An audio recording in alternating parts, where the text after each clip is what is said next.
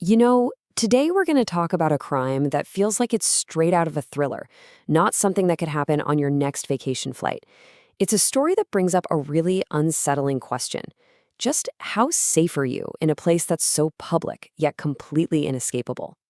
I mean, really think about it. An assault on an airplane while you're surrounded by hundreds of people? It sounds impossible, doesn't it? You'd think somebody would see something, that the risk would just be way too high. But, as we're about to find out, not only possible, it's happened. And this isn't some hypothetical what-if scenario, no. Our story begins on a real flight, high over the ocean, where the absolute unthinkable was reported.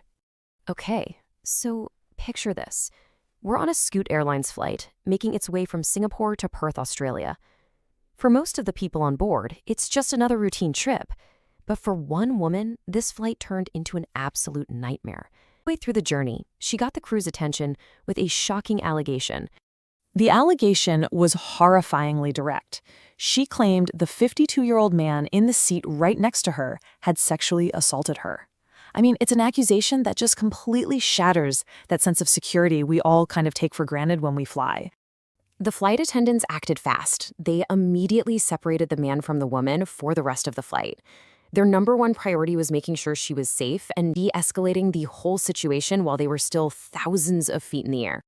And this wasn't just a he said, she said situation that ended when the plane landed. No way. When the flight touched down in Perth, the authorities were waiting right there.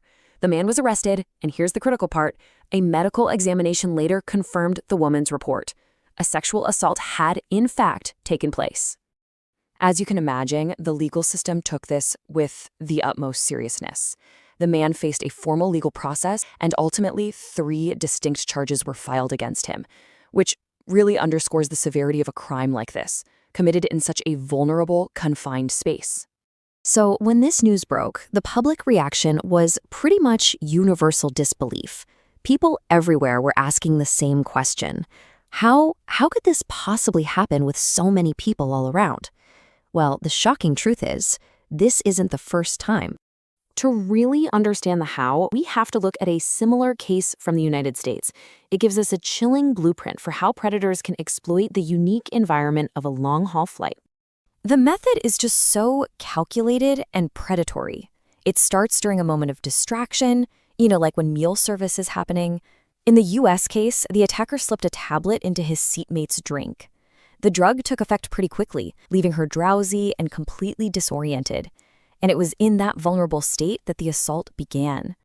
And this next part just reveals the horrifying nature of the crime. When the victim in the US case started to stir, her attacker had the sheer audacity to ask her, "Did you sleep well?"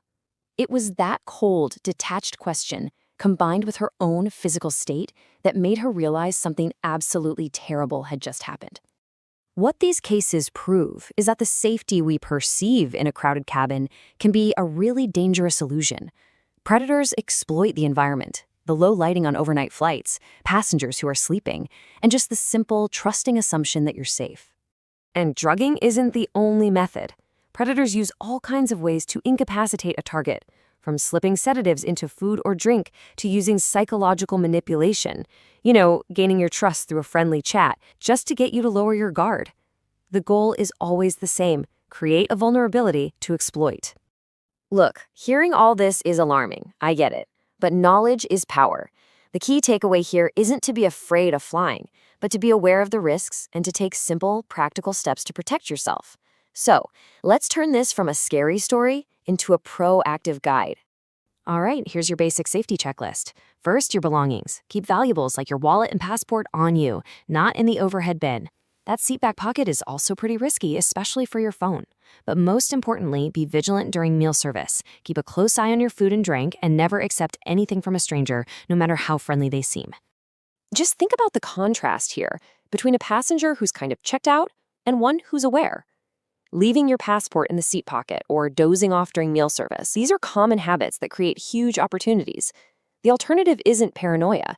It's just plain old situational awareness. Small shifts in your behavior can make a huge difference in your personal security. And that brings us to the end of this explainer. It's a sobering topic, but awareness is always the first step towards safety. So we'll leave you with this question. And it's not just for discussion, it's a prompt for action. The one safety habit you change could be the most important part of planning your next trip. Thanks for watching.